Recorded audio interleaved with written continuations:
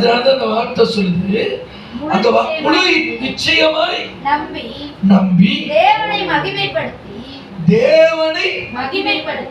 என்ன படுத்தினா மகிமைப்படுத்தி. நம்ம பொதுவாவே நல்லா இருக்கும் நேரத்தில் தேவனை மகிமைப்படுத்த முடியும். ஆனா குறைவுகள், நெருக்கம், ஒண்ணுமே நடக்கல, அப்ப நம்ம மகிமைப்படுத்த முடியாது. என்ன பொறுத்த வரைக்கும் நல்லா இருக்கும்போது துதிக்கிற ஒரு கிறிஸ்தவனே கிடையாது.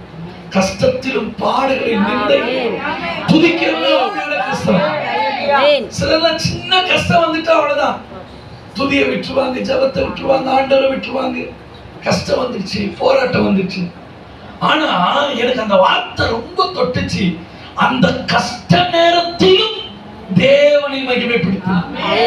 இன்னைக்கு இந்த சபையில, இந்த கூட்டத்துல ஆண்டவர் யாரை தேடுறாங்கன்னா